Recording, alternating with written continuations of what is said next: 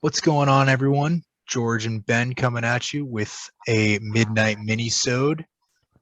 Breaking news as of like 13 hours ago, 14 hours ago.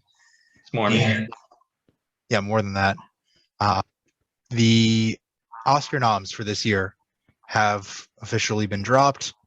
So we're going to go through some of the categories, talk about some surprises, some snubs. We're not going to do any predictions tonight because we're planning that for when Declan and Max are back with us. But we're going to give you some thoughts. So let me go ahead and share my screen here. And we have this year's nominees. So right off the bat, Best Picture, it's the top category. What surprises you on this list, Ben? I understand why every single one of these movies are here, even though I haven't seen some of them, other than King Richard. Um, it's a good movie. It's nothing special. Uh, I think the name kind of carries it, like the story, but I don't know. There are many movies. The big one, for me at least, is The Last Duel. Everyone thought it was going to get snubbed because it didn't do well in the box office. I don't like. That's the thing about the Academy, is that most popular film, Best Picture isn't the most popular film. It's the Best Yes, Picture.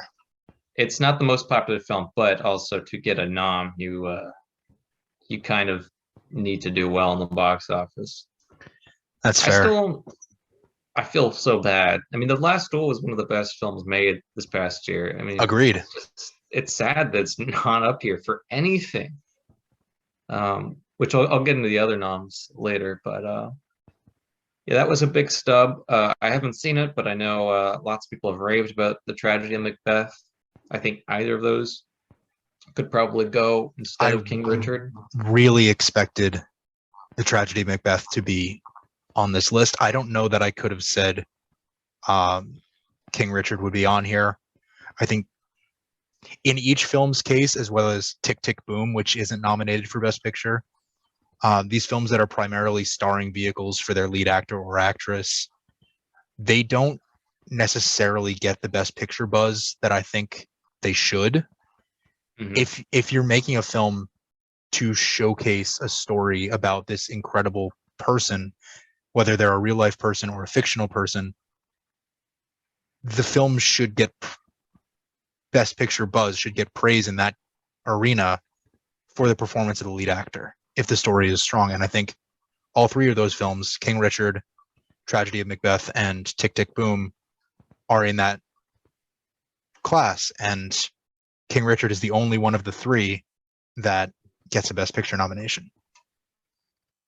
Yeah. So yeah, Tick Tick Boom was my big, and The Last Duel obviously were my biggest snubs for this. Yeah.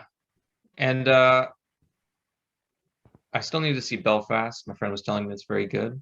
But I mean, in most of these, I understand why they're there. I'm not going to go see West Side Story. I'm boycotting that. But I understand why it's there. I'm sure it's a very well made Spielberg, quality movie of West Side Story. Yeah, I'm a huge fan of the 1961 film, and that film won Best Picture at the Academy Awards in its year. So I think it would be a little cheeky to have this remake, even though it's not necessarily a remake, be the Best Picture in its year. I think there are a handful of films just on this list that would get my vote. Yeah, for me, I would probably vote for Power of the Dog. Um,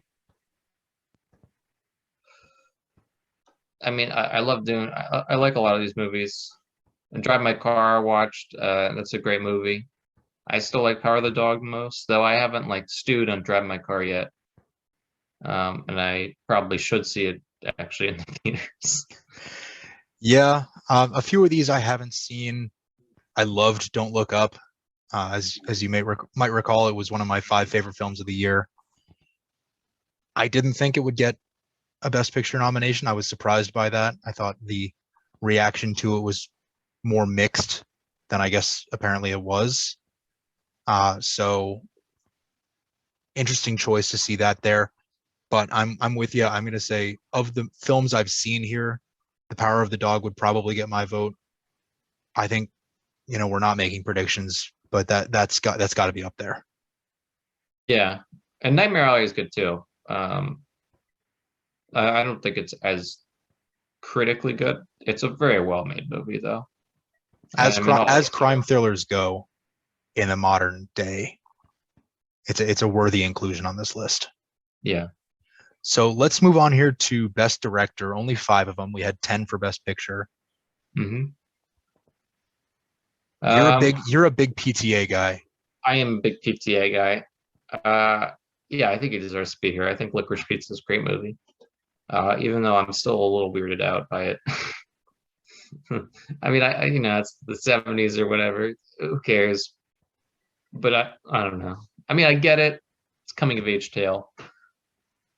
I still couldn't quite get it out of my head. But I mean, overall, yeah, it's a great movie. I think he definitely deserves to be there. I can't say anything about Steven Spielberg. Normally, he's going to get one of these things every time he directs a movie. Yeah, he's almost like a guarantee to be on the list in a year that he makes a film. Makes a film. I feel like the thing is, I don't think Steven Spielberg's ceiling is as high as some directors, but his floor is way higher than like almost any director. That's a really good way of putting it. Very consistent, really always quality movies. I'm a huge Kenneth Branagh fan. I haven't seen Belfast yet, but I think his work is usually very, very good. Yeah, that's one on my list. Yeah, I'm sure definitely one that we each have to see before Oscars night. Yep.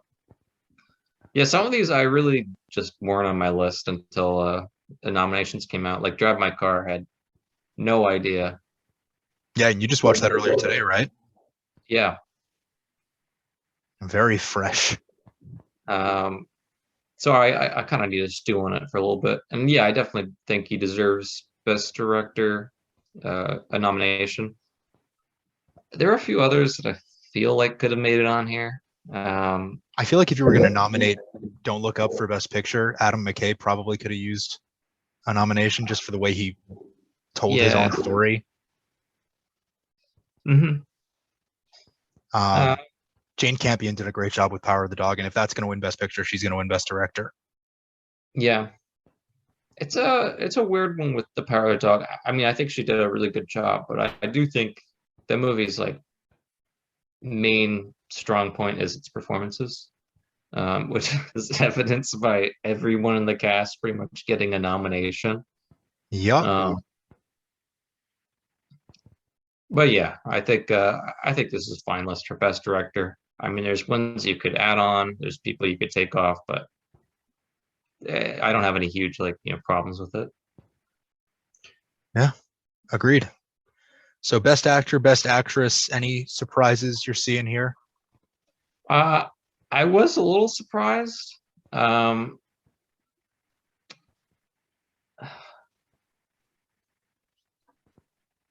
didn't think Andrew Garfield would get a nom.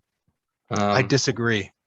I think his performance in Tick, Tick, Boom was absolutely inspired, and the way that I didn't say undeserved. I said I didn't think he would get a nom. I stand corrected. Go on. Will Smith, it's a Will Smith performance. He does a good job.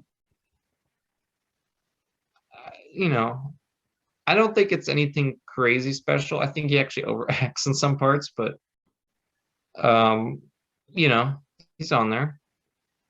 I've heard, again, very good things about Macbeth, so I can't say anything about Denzel Washington, but he's always quality. In even bad movies, he's a great actor. So, and then Being the Ricardos, I still need to see.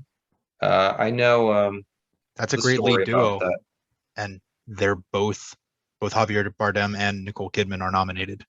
Yeah, which you can't say about any other movie having a Best Actor and Best Actress and nomination. J.K. Simmons is nominated. That's right. Yeah, supporting actor, supporting actress. I think having 2 nominees for The Power of the Dog in Best Supporting Actor might work against it. I haven't seen the other 3 films that have nominees in this category, so I can't comment on their Watch performances. Coda. Coda's very good. I feel like I love Jesse Plemons, but I thought his performance was average. He wasn't required to do a lot in that movie. Agreed. I would say Cody Smith McPhee is like much more deserving of this spot. And I mean, Troy Kotsur was good. I don't know. It's tough without seeing the other 2 actors. But I would say Cody Smith McPhee is the better of the 2. And then for Best Supporting Actress, is there anyone who can go up against Kirsten Dunst this year? Her performance was just outstanding in The Power of the Dog. Yeah, I don't think so. I think that was the best performance in that category. I did want to say, I don't know, I can't remember if we went over Best Actress, but the we sort of performance looped them in together, Best Actor and Best Actress. Yeah, I meant to say that the performance of Jodie Comer like deserved a nomination, and it's in The Last Duel. Disgrace, yeah, that she didn't get one. That was probably, of the films I've seen, that was probably the best performance by a lead actress that I saw this year. Yeah, it was a very good performance, and it's a shame that like nothing is nominated from that movie. It's really disgrace. I don't know why. Yeah. Unfortunately, I'm gonna have to see Spencer now. I didn't really want to see it because I feel like there's been 18 different things that have been made about Diana, like in the past 2 years or whatever. But we'll see how her performance is. Yeah. I have to watch a few of these movies actually. Still, my point stands. Yes, it does. So let's move on here to the screenplays, because I'm a screenwriter. I want to talk about that. The Worst Person in the World is not a film that I had heard of until today, and it's nominated for Best Original Screenplay. What are your thoughts about that category?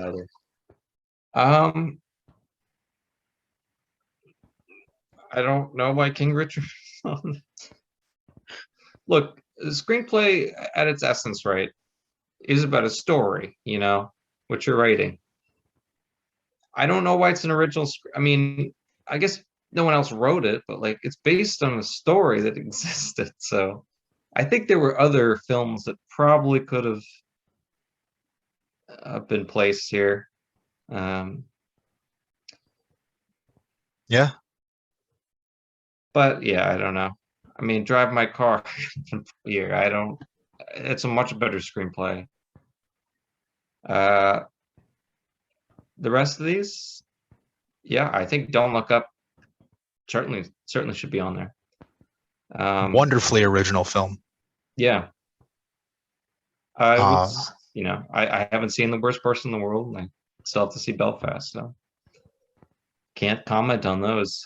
Kenneth Branagh has a chance to be and Adam McKay and Paul Thomas Anderson. A lot of these guys have a chance to be 2-time Oscar winners in the same night. Maybe even 3-time in the case of Kenneth Branagh. For Best Picture, Best Director, and Best Screenplay. I think technically the Best Picture goes to the producers, doesn't it? He co-produced it. Produced it. Yeah, he probably produced it, yeah. So a lot of these categories I really have a hard time reading, especially documentary, feature documentary, short subject, live action short. I'm slipping on my non-fictional features viewings, but there are some other categories in here. I mean, I will say Summer of Soul, very good. I have not seen any other documentaries. Whenever the nominations come out, the list always you want to get through some of these movies. I'm not gonna make it through all these movies though. Yeah, we'll do our best when we get the full panel together for the predictions. Yeah. We are unqualified after all. Exactly. It's in the name. I remember when we did our Dune episode, you were talking about Hans Zimmer's score. Yeah. Best original score, I would say. I think it has to go to Dune. I mean, I kind of like The Power of the Dog. It's a very unique score. It's like really off-putting, but at the same time, Dune was like, he made two soundtracks for the movie, and both of them sound so alien, so unique. That's a great soundtrack. I think with the change in recent years from best sound editing and best sound mixing to just best sound, I think Dune's got a really, I would say Dune is probably the favorite to win best sound at this point. Yeah, best original score, The Power of the Dog was really subtle. Mm-hmm.